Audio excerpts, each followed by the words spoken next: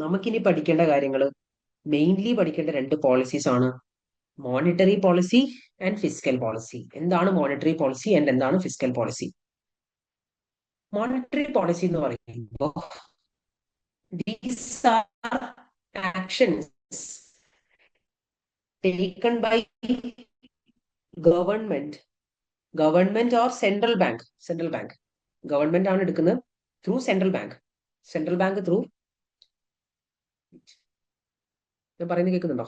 Monetary policy തുടങ്ങി. Clear ആണോ? കേൾക്കാം സർ. മോണിറ്ററി പോളിസി എന്ന് പറയുന്നത് ആക്ഷൻസ് ടേക്കൺ ബൈ, കുറച്ച് ആക്ഷൻസ് ആണ് taken by government and central bank through ആണ് ഇവർ ഈ മോണിറ്ററി പോളിസിക്ക് ഇംപ്ലിമെന്റ് ചെയ്യുന്നത്. ഓക്കെ, സെൻട്രൽ ബാങ്ക് എന്ന് പറഞ്ഞാൽ എന്താ? RBI പോലെ, RBI പോലെയുള്ള ബാങ്കിങ് സെക്ടറിന്റെ എല്ലാ കാര്യങ്ങളും നോക്കുന്ന അതാണ് സെൻട്രൽ ബാങ്ക് എന്ന് പറയുന്നത്. അപ്പൊ സെൻട്രൽ ബാങ്ക് ത്രൂ ആണ് ഈ മോണിറ്ററി പോളിസീസ് ഒക്കെ ചെയ്യാം. എന്താണ് മണി സപ്ലൈ കൺട്രോൾ ചെയ്യണം മോണിറ്ററി പോളിസിയിലൂടെ എന്താണ് കൺട്രോൾ ചെയ്യുന്നത്? Controlling money supply in an economy. ഒരു എക്കണോമിയിലുള്ള മണി സപ്ലൈ കൺട്രോൾ ചെയ്യാണ്. മണി സപ്ലൈ കൂടുമ്പോൾ, ഒരു എക്കണോമിയിലുള്ള മണി സപ്ലൈ കൂടുന്ന സമയത്ത് എന്ത് സംഭവിക്കും? മണി സപ്ലൈ കൂടുമ്പോൾ ആളുകളുടെ അടുത്തൊക്കെയുള്ള പൈസ നല്ലോണം കൂടുന്നു. ഇത് ആളുകളുടെ അടുത്തും ബിസിനസിന്റെ അടുത്തൊക്കെ പൈസ കൂടുന്നു. അപ്പോ ആ രാജ്യത്തിന്റെ GDP എന്താകും? ഗ്രോത്ത് ഉണ്ടാവും. GDP കൂടും, ഇക്കണോമി ഗ്രോ ചെയ്യും. ഇക്കണോമിക് ഗ്രോത്ത് ഉണ്ടാവും. Money supply കുറച്ചാലോ?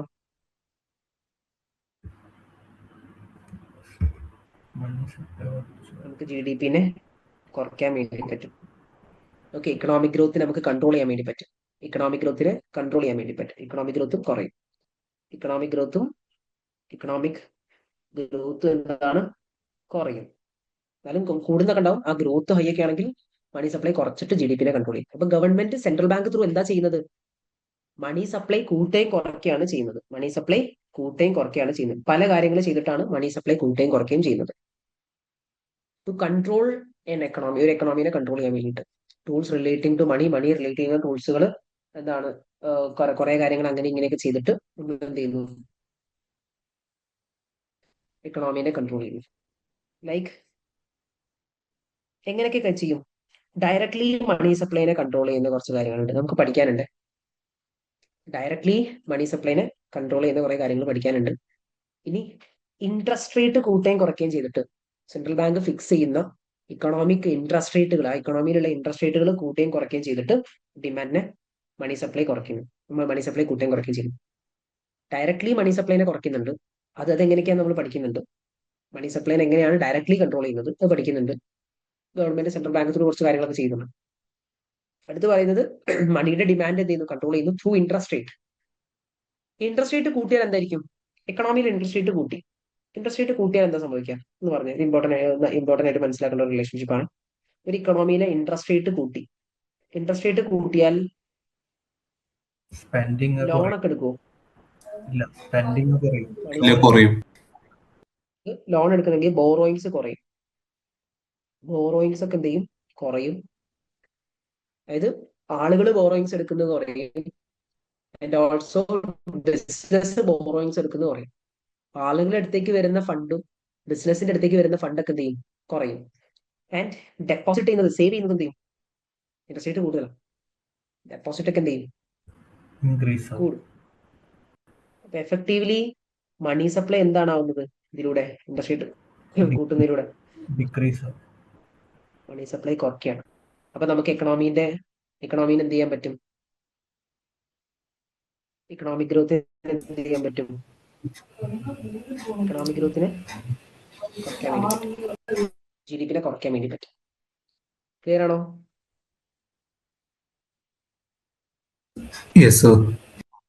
പിന്നെ ഇൻട്രസ്റ്റ് റേറ്റ് കുറയ്ക്കുകയാണെങ്കിലോ? ഇൻട്രസ്റ്റ് റേറ്റ് കുറയ്ക്കുമ്പോൾ ബോറോയിങ്സ് ഒരുപാട് കൂടും, ഡെപ്പോസിറ്റ് ചെയ്യുന്നത് കുറയും, മണി സപ്ലൈ കൂടും. ഇൻട്രസ്റ്റ് റേറ്റ് കുറയ്ക്കുകയാണെങ്കിൽ മണി സപ്ലൈ കൂടും. അതിലൂടെ എക്കണോമിനെ നമുക്ക് ഗ്രോ ചെയ്യാൻ പറ്റും. നമ്മുടെ എക്കണോമി ഭയങ്കര വീക്കായിട്ട് നിൽക്കുവാണെങ്കിൽ എക്കണോമി ഭയങ്കര വീക്ക് ആയിട്ട് നിൽക്കുക. എക്കണോമിനെ ഗ്രോ ചെയ്യിക്കണം. എക്കണോമിനെ ഗ്രോ ചെയ്യിക്കാൻ എന്ത് ചെയ്താൽ മതി? മോണിറ്ററി പോളിസിയിലൂടെ ഇൻട്രസ്റ്റ് റേറ്റിന് എന്ത് ചെയ്യാം? കുറയ്ക്കുക. ഇൻട്രസ്റ്റ് റേറ്റിനെ കുറയ്ക്കുമ്പോൾ മണി സപ്ലൈ കൂടും. അങ്ങനെയൊക്കെ ചെയ്യാം. ഓക്കെ ആണോ? ഇതാണ് ഇൻട്രസ്റ്റ് റേറ്റ് വെച്ചിട്ട് ചെയ്യാന്ന് പറയുന്നത്. അപ്പൊ ഇൻട്രസ്റ്റ് റേറ്റ് കൂട്ടുകയും കുറയ്ക്കുകയും ചെയ്തിട്ട് സെൻട്രൽ ബാങ്ക് സെറ്റ് ചെയ്യുന്ന ഇൻട്രസ്റ്റ് റേറ്റ് അവർ കൂട്ടുകയും സാർ കുറയ്ക്കുകയും അതൊന്നും കൂടി ചെയ്തിട്ട് കാണിക്കാൻ പറ്റുമോ?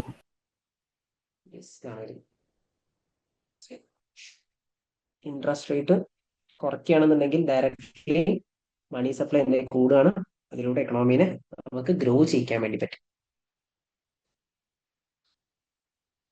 ഇത് ഇൻട്രസ്റ്റ് റേറ്റ് ത്രൂ മണി സപ്ലൈനെ കൺട്രോൾ ചെയ്യാണ്. ഇൻട്രസ്റ്റ് റേറ്റ് സെറ്റ് ചെയ്തിട്ട് മണി സപ്ലൈനെ കൺട്രോൾ ചെയ്യാണ്. ഇതൊക്കെ ഏത് പോളിസിയിൽ വരുന്നതാണ്? നമ്മളിപ്പോൾ ഏത് പോളിസി പഠിക്കുന്നത്? Monetary policy. മോണിറ്ററി പോളിസിയാണ് പഠിക്കുന്നത്. സോ മോണിറ്ററി പോളിസിയിൽ ഡയറക്റ്റ് ആയിട്ട് കൺട്രോൾ ചെയ്യാന്ന് പറയുന്നത്, മണി സപ്ലൈനെ ഡയറക്റ്റ് ആയിട്ട് കൺട്രോൾ ചെയ്യുന്നത് ഗവൺമെന്റ് അല്ലെങ്കിൽ central bank. Okay, through central bank ആണ് മണി സപ്ലൈ ഇങ്ങനത്തെ താഴെ പറയുന്ന ഓരോ വഴിയിലൂടെയും മണി സപ്ലൈ കൺട്രോൾ ചെയ്യുന്നതിനെ കുറിച്ചാണ് പറയുന്നത്. ഓപ്പൺ മാർക്കറ്റ് ഓപ്പറേഷൻസ് എന്ന് പറയും. ഓപ്പൺ മാർക്കറ്റ് ഓപ്പറേഷൻസ് ഈ ഗവൺമെന്റ് സെക്യൂരിറ്റീസ് വെച്ചിട്ടാണ് മണി സപ്ലൈനെ കൺട്രോൾ ചെയ്യുന്നത്.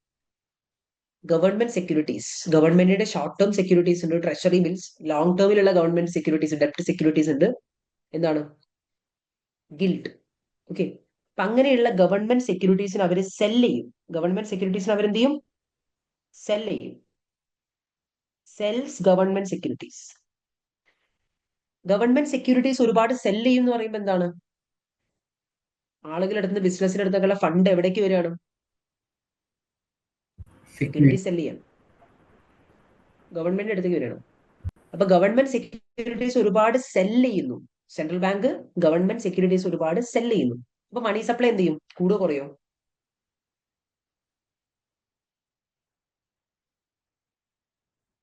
മണി സപ്ലൈ കുറയും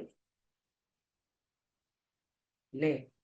എക്കണോമിയിലുള്ള മണി സപ്ലൈ എന്ത് ചെയ്യും? കുറയും. ആളുകളുടെ അടുത്തുള്ള ഫണ്ടൊക്കെ എവിടെ വരും? ഗവൺമെന്റിന്റെ അടുത്ത് വരും. കാരണം ഗവൺമെന്റ് സെക്യൂരിറ്റീസ് ഒരുപാട് സെൽ ചെയ്യുന്നു. അപ്പൊ ഒരുപാട് ഫണ്ട് ഗവൺമെന്റ് അബ്സോർബ് ചെയ്തു. മണി സപ്ലൈ കുറഞ്ഞു. മണി സപ്ലൈ കുറച്ചു കഴിഞ്ഞാൽ എക്കണോമിനെ കൺട്രോൾ ചെയ്യാൻ പറ്റും, ഗ്രോത്ത് കൺട്രോൾ ചെയ്യാൻ പറ്റും. ഇവിടെ എങ്ങനെ മണി സപ്ലൈനെ കൂട്ടുകയും കുറയ്ക്കുകയും ചെയ്യുന്നത്? ഇൻട്രസ്റ്റ് റേറ്റ് ഫിക്സ് ചെയ്തിട്ടാണോ? ഇൻട്രസ്റ്റ് റേറ്റ് സെറ്റ് ചെയ്തിട്ടില്ല. ഗവൺമെന്റ് സെക്യൂരിറ്റീസ് ബൈയും സെല്ലും ചെയ്തിട്ടാണ്.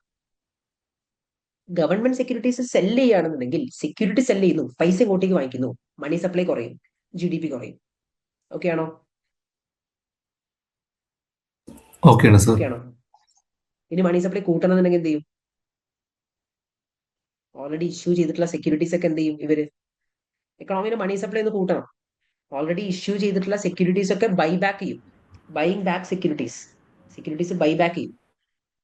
ഇപ്പൊ സെക്യൂരിറ്റി ബൈ ബാക്ക് ചെയ്യുമ്പോൾ തിരിച്ചെന്ത് കൊടുക്കും? അവർക്ക് ഫണ്ട് കൊടുക്കല്ലേ? ഫണ്ട് റിലീസ് ചെയ്യും, മാർക്കറ്റിലേക്ക് ഫണ്ട് റിലീസ് ചെയ്യും. അപ്പൊ മണി സപ്ലൈ എന്താവും? ഇൻക്രീസ് ആവും. ഇവിടെ മണി സപ്ലൈ ഇൻക്രീസ് ആവും. മണി സപ്ലൈ കൂട്ടാനും കുറയ്ക്കാനും വേണ്ടിയിട്ട് ഗവൺമെന്റ് സെക്യൂരിറ്റീസ് ബൈ സെല്ലൊക്കെ ചെയ്യുന്നതാണ് ഓപ്പൺ മാർക്കറ്റ് ഓപ്പറേഷൻസ് എന്ന് പറയുന്നത്.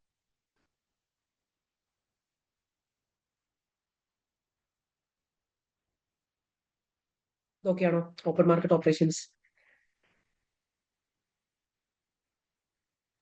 ഓക്കെയാണ് സർ. ബേസിക് ഐഡിയ കിട്ടിയാൽ മതി കേട്ടോ, ബേസിക് നോളജ് ഉണ്ടായി. Next one is reserve asset requirements. Reserve asset requirements ഇത് ബാങ്കുകളൊക്കെ, കൊമേഴ്ഷ്യൽ ബാങ്കുകളില്ലേ, സെൻട്രൽ ബാങ്കിന്റെ അണ്ടറിലേക്ക് വരുന്ന, സെൻട്രൽ ബാങ്ക് റെഗുലേറ്റ് ചെയ്യുന്ന ഒരുപാട് എന്തുണ്ട്, കൊമേഴ്ഷ്യൽ ബാങ്കുകളുണ്ട്. ജനങ്ങളൊക്കെ കൊമേഴ്ഷ്യൽ ബാങ്കിൽ നിന്നാണ് ലോൺ എടുക്കുന്ന, ഡെപ്പോസിറ്റ് ഒക്കെ ചെയ്യുന്നത്. ആ ഓരോ കൊമേഴ്ഷ്യൽ ബാങ്ക് മെയിൻറ്റെയിൻ ചെയ്യേണ്ട ഒരു റിസർവ് അസെറ്റ് ഉണ്ട്. ഡെപ്പോസിറ്റ് കളക്ട് ചെയ്യും. ഇപ്പൊ നിങ്ങൾക്ക് ക്ലിയർ ആവുന്നുണ്ടോ? സംസാരിക്കുന്നത് ക്ലിയർ ആവുന്നുണ്ടോ? ഞാനിവിടെ ചെറിയ ഇന്റർനെറ്റ് കണക്ഷന്റെ സ്റ്റെബിലിറ്റിയുടെ ഒരു ചെറിയ പ്രശ്നം വരുമ്പോൾ ഞാൻ നിർത്തുന്നുണ്ട്. ഓക്കെ ആണോ? ഇപ്പൊ ഓക്കെയാണ്, നേരത്തെ ക്ലിയർ ആയിട്ടില്ല. ഓക്കെ, റിസർവ് അസെറ്റ് റിക്വയർമെന്റ് ഞാൻ പറയാം. ബാങ്കിങ് ആക്ടിവിറ്റി എങ്ങനെയാണ്? ബാങ്ക് ഡെപ്പോസിറ്റേഴ്സിന്റെ അടുത്ത് ഡെപ്പോസിറ്റ് കളക്ട് ചെയ്യും, എന്നിട്ട് ബോറോവേഴ്സിന് ലെൻഡ് ചെയ്യും, അല്ലെങ്കിൽ ബോറോവേഴ്സിന് ലോൺ കൊടുക്കും അല്ലേ? ഈ ഡെപ്പോസിറ്റ് ബാങ്കിന്റെ അടുത്തുള്ള ഫുൾ ഫണ്ടും ലോൺ കൊടുക്കും? ബാങ്ക് ഡെപ്പോസിറ്റ് എടുത്തിട്ടുള്ള ഫുൾ ഫണ്ട് എടുത്തിട്ട് ലോൺ കൊടുക്കാൻ പറ്റുമോ? ഇല്ല. ഇല്ല സർ. ഒരു കുറച്ച് റിസർവ് ആയിട്ട് കീപ്പ് ചെയ്യണം. ബാങ്കിന്റെ അടുത്ത് ഫണ്ട് എപ്പോഴും റിസർവ് ആയിട്ട് കീപ്പ് ചെയ്യണം. ഈ റിസർവിന്റെ റിസർവ് അസെറ്റ് റിസർവ് ആയിട്ട് കീപ്പ് ചെയ്യേണ്ട ലിക്വിഡ് ആയിട്ട് ബാങ്ക് എപ്പോഴും കീപ്പ് ചെയ്യേണ്ട ഒരു ഫണ്ട് ഉണ്ട്. അത് ആര് ഫിക്സ് ചെയ്യുന്നതാ? ആര് സെറ്റ് ചെയ്യുന്നതാ? Central bank. Central bank set ചെയ്യുന്നതാണ്. ബാങ്ക് മസ്റ്റ് മെയിൻറ്റെയിൻ ചെയ്യേണ്ട റിസർവ് അസെറ്റ്, റിസർവ് ആയിട്ട് വെക്കേണ്ട ഫണ്ട് സെൻട്രൽ ബാങ്ക് സെറ്റ് ചെയ്യുന്ന. ആ റിസർവ് അസെറ്റ് റിക്വയർമെന്റ് ആയതുകൊണ്ട് കൂട്ടി ഒരുപാട് ഫണ്ട് റിസർവ് ആയിട്ട് വെക്കണം എന്ന് സെൻട്രൽ ബാങ്കിന്റെ റെഗുലേഷൻ വന്നു. അപ്പൊ ബാങ്ക് എന്താണ് ഒരുപാട് റിസർവ് ആയിട്ട് ഈ റിസർവ് ആയിട്ട് വെക്കുന്നത് കഴിഞ്ഞിട്ടുള്ള എമൗണ്ടേ എന്ത് ചെയ്യാൻ പറ്റുള്ളൂ ബാങ്കിന് എന്ത് ചെയ്യാൻ പറ്റുള്ളൂ? ലെൻഡ് ചെയ്യാൻ പറ്റുള്ളൂ. അപ്പൊ റിസർവ് അസെറ്റ് റിക്വയർമെന്റ് കൂട്ടിയാൽ ബാങ്കിന് ലെൻഡ് ചെയ്യാനുള്ള എമൗണ്ട് എന്ത് ചെയ്യും? കുറയും. ബാങ്കിന് ലെൻഡ് ചെയ്യാനുള്ള എമൗണ്ട് കുറയുമെന്ന് പറയുമ്പോൾ എക്കണോമിയിലെ മണി സപ്ലൈ എന്ത് ചെയ്യും? ബാങ്കാണ് ഇവിടെ മണി ലെൻഡ് ഒക്കെ ചെയ്തിട്ട് ആൾക്കാർക്ക് കിട്ടുന്നത്. മണി സപ്ലൈ റെഡ്യൂസ് ആവും. ഈ റിസർവ് അസെറ്റ് റിക്വയർമെന്റ് കൂട്ടിയാൽ, റിസർവ് ആയിട്ട് കീപ്പ് ചെയ്യേണ്ട റിക്വയർമെന്റ് അവർ കൂട്ടിയാൽ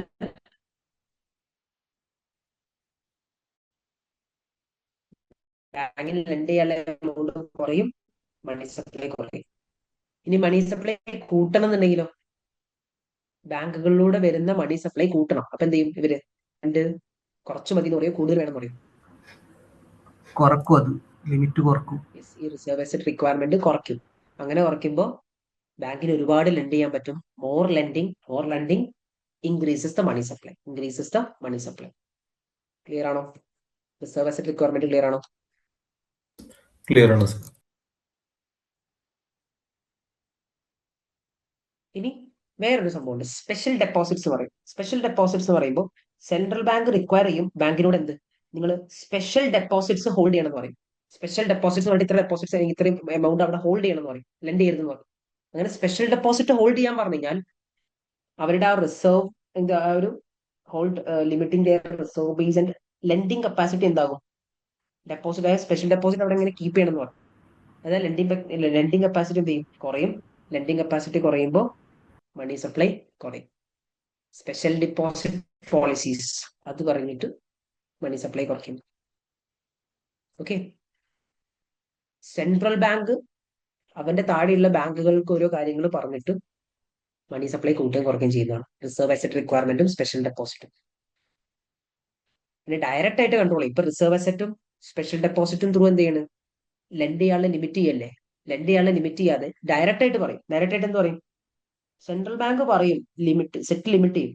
ബാങ്കിന് എത്ര ലെൻഡ് ചെയ്യാൻ പറ്റും, ബാങ്കുകൾ ഇത്രേ ലെൻഡ് ചെയ്യാൻ പാടുള്ളൂ എന്ന് പറയുന്ന ബാങ്കിന്റെ ലെൻഡിങ് ലിമിറ്റ്സ് അവർ തന്നെ ഡയറക്റ്റ് ആയിട്ട് കീപ്പ് ചെയ്തിരും.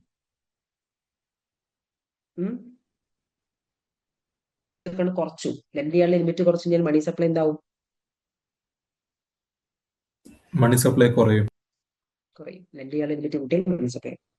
ഇതൊക്കെ എൻഫോഴ്സ് ചെയ്യാൻ വേണ്ടിയിട്ട് പല സമയത്തും എന്താണ് ഇങ്ങനെ ബുദ്ധിമുട്ടായിരിക്കും കേട്ടോ. ഓക്കെ. ഇപ്പൊ ഗ്ലോബൽ ക്യാപിറ്റൽ മൂവ്മെന്റ്, വേറെ രാജ്യങ്ങൾ തമ്മിലുള്ള ക്യാപിറ്റൽ മൂവ്മെന്റ് കാരണം ഇത് ചിലപ്പോൾ ഡയറക്റ്റ് ആയിട്ട് കൺട്രോൾ ചെയ്യാനുള്ളത് കുറച്ച് ലിമിറ്റ് ഒക്കെ ആയിരിക്കും, കുറച്ച് ബുദ്ധിമുട്ടുണ്ടാവും. ഓക്കെ. ബട്ട് എന്തായാലും ഇപ്പൊ ഞാൻ പറയുന്നത് എന്താണ്? എക്കണോമിയുടെ മണി സപ്ലൈ കൂട്ടാനും കുറയ്ക്കാനുള്ള പോളിസീസ് ആട്ടോ.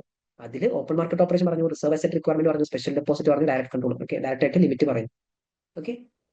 ഇതാണ് മണി സപ്ലൈനെ ഡയറക്റ്റ് ആയിട്ട് കൺട്രോൾ ചെയ്യുന്ന പോളിസീസ്. ക്ലിയർ ആണോ? ഡയറക്റ്റ് ആയിട്ട് മണി സപ്ലൈനെ കൺട്രോൾ ചെയ്യുന്ന പോളിസീസ് ക്ലിയർ ആണ് സർ.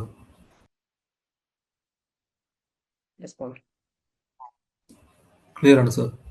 ഇനി ഇൻഡയറക്റ്റ് ആയിട്ട് മണി സപ്ലൈനെ കുറയുന്നു. ഇൻഡയറക്റ്റ് ആയിട്ട് മണി സപ്ലൈനെ കുറയ്ക്കാൻ വേണ്ടിയിട്ട് സെൻട്രൽ ബാങ്ക് എന്ത് ചെയ്യും?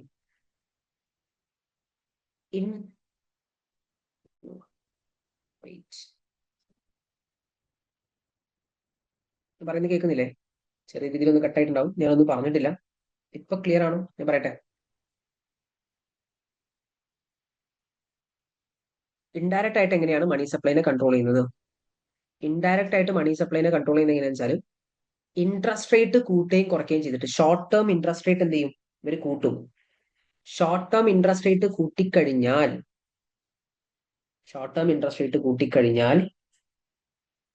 ബോറോയിങ്സ് കുറയും, ബോറോയിങ്സ് കുറയും, ഡെപ്പോസിറ്റ്സ് എന്ത് ചെയ്യും, കൂടും. അതിലൂടെ മണി സപ്ലൈ കുറയും. മണി സപ്ലൈ എന്ത് ചെയ്യും, കുറയും.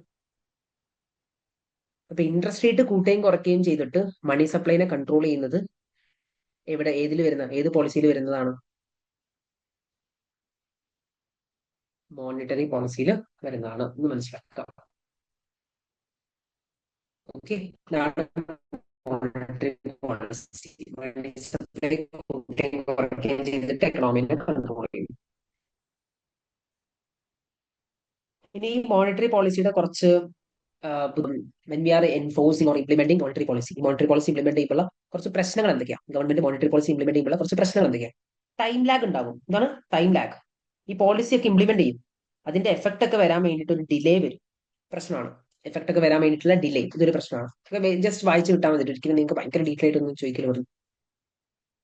ഇതിനടുത്ത് ക്രെഡിറ്റ് കൺട്രോൾ ഇഷ്യൂ. ഇതിപ്പോ ഒരുപാട്, ഇപ്പോൾ ഫോർ എക്സാമ്പിൾ ഇൻട്രസ്റ്റ് റേറ്റ് ഒക്കെ കുറച്ച് കഴിഞ്ഞാൽ ഒരുപാട് ലെൻഡിങ് വരും. ഒരുപാട് ലെൻഡിങ് വരുമ്പോൾ ആ ക്രെഡിറ്റ് കൺട്രോൾ ചെയ്യാൻ വേണ്ടിയിട്ട് കുറച്ച് ബുദ്ധിമുട്ടാണ്. ഈ ആൾക്കാരുടെ അടുത്ത് നിന്ന് ഫണ്ട് ഇങ്ങനെ എന്താണ് കളക്ട് ചെയ്യാൻ വേണ്ടി കുറച്ച് പ്രശ്നമാണ്. ഓക്കെ, ഭയങ്കര ഈസി ആയിട്ട് ക്രെഡിറ്റ് ഒക്കെ കിട്ടുന്ന ഒരു സിറ്റുവേഷൻ ആണ് ഇപ്പോൾ. കുറച്ച് കാലങ്ങൾക്ക് മുന്നത്തെ കമ്പയർ ചെയ്യുമ്പോൾ എല്ലാത്തിനും നമുക്ക് ക്രെഡിറ്റ് ആണ്. എല്ലാത്തിനും ക്രെഡിറ്റ് വരുന്ന സമയത്ത് ഇങ്ങനത്തെ ലോണും ഒബ്ലിഗേഷൻ ഒക്കെ ഉള്ളത് തിരിച്ചടക്കാൻ പറ്റാത്ത ഒരുപാട് ആൾക്കാർ ഭയങ്കര ബുദ്ധിമുട്ടുന്നുണ്ട്. അപ്പൊ ക്രെഡിറ്റ് കൺട്രോൾ എന്ന് പറയുന്നത് വളരെ ലെസ് എഫക്റ്റീവ് ആണ്. ഇപ്പൊ ഇതൊക്കെ പ്രശ്നങ്ങളാണ്. ഓക്കെ, ഒരുപാട് ലോണൊക്കെ വരുന്ന സമയത്ത് ക്രെഡിറ്റ് കൺട്രോൾ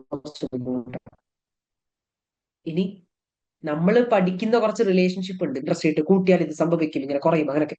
ബട്ട് ഈ ഇൻട്രസ്റ്റ് റേറ്റും ഇൻവെസ്റ്റ്മെന്റും സ്പെൻഡിങ്ങും ഈ കാര്യങ്ങളൊക്കെ ഉള്ള റിലേഷൻഷിപ്പ് ഉണ്ടല്ലോ, ഈ ലിങ്ക്, ചിലപ്പോൾ നമ്മൾ പ്രെഡിക്ട് ചെയ്യുന്ന പോലെ ആവണമെന്നില്ല. അൺപ്രഡിക്റ്റ് ആയിട്ടുള്ള രീതിയിലുള്ള മൂവ്മെന്റുകൾ വരാം. അപ്പൊ നമ്മൾ വിചാരിച്ച എഫക്ട് അവിടെ കിട്ടണമെന്നില്ല. ഓക്കെ, ഗവൺമെന്റ് വിചാരിച്ച എഫക്ട്. ഹലോ, എവിടെ മുതലാ ബ്രേക്ക് ആയത്? ഓക്കെ ആണോ ദേവിക?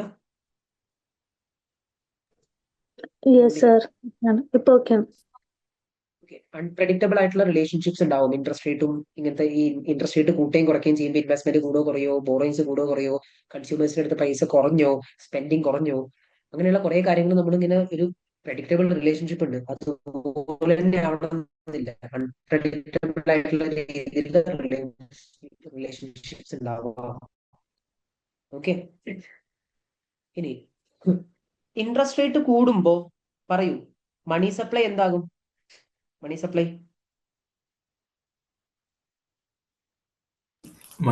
കുറയും. അതിലൂടെ എന്താണ് നമുക്ക് GDP കുറയ്ക്കാൻ പറ്റുന്നൊക്കെ പറഞ്ഞില്ലേ, അതെങ്ങനെയാന്ന് ഞാൻ പറയാം കേട്ടോ. ഇൻട്രസ്റ്റ് റേറ്റ് കൂടിക്കഴിഞ്ഞാൽ ബിസിനസ്സുകളിലേക്കുള്ള ഇൻവെസ്റ്റ്മെന്റ്സ് കുറയും. ഇൻവെസ്റ്റ്മെന്റ്സ് കുറയാന്ന് പറയുമ്പോൾ എന്താ? ബിസിനസ് ആക്ടിവിറ്റീസ് ഒക്കെ ഡള്ളാകും. ബിസിനസ് ആക്ടിവിറ്റീസ് ഡള്ളാകുമ്പോൾ അൺഎംപ്ലോയ്മെന്റ് കൂടും, അല്ലെ? കമ്പനിക്ക് ഭയങ്കര ഹയർ ബോറോയിങ് കോസ്റ്റ് വരുന്നുണ്ട്, ഇൻവെസ്റ്റ്മെന്റ് കുറയും, കമ്പനി ഒരുപാട് ആൾക്കാരെ പിരിച്ചുവിടും, അൺഎംപ്ലോയ്മെന്റ് കൂടും. ഇനി കമ്പനീസിന് എഫക്ട് എന്തൊക്കെയാ? അതായത് ഒരു എക്കണോമിയിൽ ഹയർ ഇൻട്രസ്റ്റ് റേറ്റ് വന്നു കഴിഞ്ഞാൽ ബിസിനസ്സുകൾ അത് എങ്ങനെയൊക്കെ എഫക്ട് ചെയ്യും? ഇൻവെസ്റ്റ്മെന്റ്സ് കുറയും, അൺഎംപ്ലോയ്മെന്റ് കൂടുന്ന സിറ്റുവേഷൻ വരും, ബോറോയിങ് കോസ്റ്റ് കൂടുതലായിരിക്കും, ഡെപ്റ്റിന്റെ ഫൈനാൻസ് കോസ്റ്റ് കൂടുതലായിരിക്കും. ഷെയർ പ്രൈസ് ഒക്കെ കുറയും. ഷെയർ പ്രൈസ് കുറയുമെന്ന് പറയാൻ കാരണം എന്താ? ഹയർ ഇൻട്രസ്റ്റ് റേറ്റ് വരുമ്പോൾ, മാർക്കറ്റിൽ ഹയർ ഇൻട്രസ്റ്റ് റേറ്റ് വരുമ്പോൾ ഇൻവെസ്റ്റേഴ്സ് ഒക്കെ എന്തായിരിക്കും പ്രിഫർ ചെയ്യുക? വലിയ ഇൻട്രസ്റ്റ് റേറ്റ് വരുന്ന സമയത്ത് ഇൻവെസ്റ്റേഴ്സ് ഒക്കെ ഇതുപോലത്തെ ഗവൺമെന്റ് സെക്യൂരിറ്റീസ് എന്ത് ചെയ്യും? പ്രിഫർ ചെയ്യും. ഗവൺമെന്റ് സെക്യൂരിറ്റീസ് പ്രിഫർ ചെയ്യുന്ന സമയത്ത് ഷെയർസിൽ ഇൻവെസ്റ്റ് ചെയ്യുന്ന ആൾക്കാരുടെ എണ്ണം കുറയും. ഷെയർ പ്രൈസസ് ഒക്കെ എന്താകും? കുറയും. കമ്പനീസിന് ഫണ്ട് റേസ് ചെയ്യാൻ ബുദ്ധിമുട്ടായിരിക്കും. ഇതൊക്കെയാണ് നമുക്ക് ഇക്കണോമിക് ഫാക്ടേഴ്സ് കൊണ്ട്, ഈ മോണിറ്ററി പോളിസി കൊണ്ട് കമ്പനീനെ പല രീതിയിൽ എഫക്ട് ചെയ്യുന്നുണ്ട്, അല്ലെ? ഹയർ ഇൻട്രസ്റ്റ് റേറ്റ് വന്നു കഴിഞ്ഞാൽ ആളുകളൊക്കെ ഫണ്ട് എന്ത് ചെയ്യാൻ തുടങ്ങും? സേവ് ചെയ്യാൻ തുടങ്ങും. അപ്പൊ ആളുകൾ സ്പെൻഡ് ചെയ്യുന്നത് കുറയും. എന്ത് കുറയും? കൺസംഷൻ കുറയും. കൺസംഷൻ എങ്കിൽ കൺസ്യൂമർ സ്പെൻഡിങ് കുറയും. കൺസ്യൂമർ സ്പെൻഡിങ് എന്ത് ചെയ്യും? കുറയും. കൺസ്യൂമറിന്റെ സ്പെൻഡിങ് കുറയും എന്ന് പറയുമ്പോൾ ഈ കൺസ്യൂമറിന്റെ സ്പെൻഡിങ് ആണ് ബിസിനസ്സിലെ ഡിമാൻഡ്. ഡിമാൻഡ് കുറഞ്ഞാൽ അത് ബിസിനസിനെ ബാധിക്കൂലേ? കൺസ്യൂമർ സ്പെൻഡിങ് കുറഞ്ഞാൽ ബിസിനസിനെ ബാധിക്കൂലേ? ബാധിക്കും സർ. ഇല്ലേ? പിന്നെ നമ്മുടെ കറൻസി ഓവർ വാല്യൂഡ് ആവും. ഇത് wait. നമ്മുടെ കറൻസി ഓവർ വാല്യൂഡ് ആവുന്ന ഒരു സിറ്റുവേഷൻ ഉണ്ട്. ഓവർ വാല്യൂഡ് കറൻസി എന്ന് പറയുമ്പോൾ ലൈക്ക് നമ്മുടെ ഇൻട്രസ്റ്റ് റേറ്റ് കൂടുതലാണ്. ഓക്കെ, അവർ കൺട്രിയുടെ ഇൻട്രസ്റ്റ് റേറ്റ് കൂടുതലാണ് as compared with the foreign country. നമ്മൾ ഡീൽ ചെയ്യുന്ന ഫോറിൻ കൺട്രി ഏതാണോ ആ ഫോറിൻ കൺട്രിയുടെ ഇൻട്രസ്റ്റ് റേറ്റിനെ കമ്പയർ ചെയ്യുമ്പോൾ നമ്മളുടെ കയ്യിൽ എന്തായിരിക്കും? നമ്മുടെ കറൻസി സ്ട്രെങ്തൻ ചെയ്യും. അതിലൂടെ നമുക്ക് ലാസ്റ്റ് ഇങ്ങനെ നോക്കണ്ട, ഇതിലൂടെ പറഞ്ഞു കഴിഞ്ഞാൽ കൺഫ്യൂഷൻ ആവും. എന്താ പറയാ,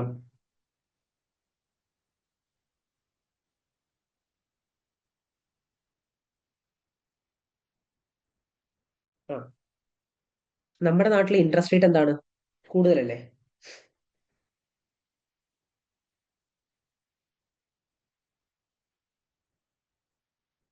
അവർ കൺട്രിയിലെ ഇൻട്രസ്റ്റ് റേറ്റ് എന്താണ്? കൂടുതലാണ് അവിടത്തേക്കാൾ. അപ്പോ ഫോറിൻ കൺട്രിന്ന് ഫണ്ട് എങ്ങോട്ടേക്ക് വരും? നമ്മുടെ നാട്ടിലെ ഇൻട്രസ്റ്റ് റേറ്റ് കൂടുതലാണെങ്കിൽ എവിടത്തെ ഫണ്ട് എങ്ങോട്ടേക്ക് വരും? ഇൻഫ്ലോ ഉണ്ടാവും. ഫോറിനിലെ ഫണ്ട് എങ്ങോട്ടേക്ക് വരും? ഇൻഫ്ലോ. ഫോറിൻ ഫണ്ട്സ് നമ്മുടെ നാട്ടിലേക്ക് ഇൻവെസ്റ്റ്മെന്റ്സിനായിട്ട് വരും. Investments in our country. അങ്ങനെ നമ്മുടെ കറൻസിയിലേക്കുള്ള കൺവേർഷൻ കൂടില്ലേ? അതിലൂടെ നമ്മുടെ ഫോറക്സ് റേറ്റ് എന്താവും? നമ്മുടെ കറൻസി എന്താകും? Home currency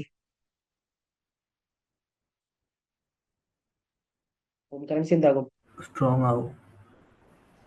strong ആവില്ലേ? Home currency strong ആവെന്ന് പറയുമ്പോൾ ഓവർ വാല്യൂഡ് കറൻസി ആകും. ഹോം കറൻസി സ്ട്രോങ് ആവുന്നതാണ് ഓവർ വാല്യൂഡ് കറൻസി. നമ്മുടെ കറൻസി സ്ട്രെങ്തൻ ആവാന്ന് പറയുമ്പോൾ നമ്മുടെ പ്രൊഡക്റ്റ് ഒക്കെ എന്താവുകയാണ്? നമ്മുടെ പ്രൊഡക്ട്സ് ഒക്കെ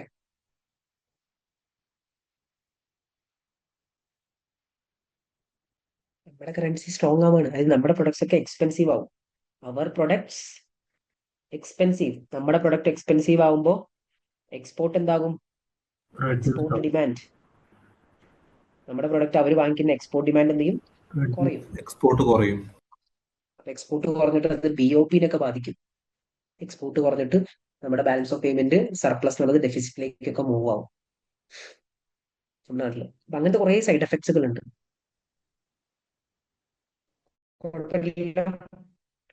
എക്സ്പോർട്ട് കുറയുമ്പോ എക്സ്പോർട്ട് ചെയ്യുന്ന കമ്പനീസിനൊക്കെ ബാധിക്കൂലേ?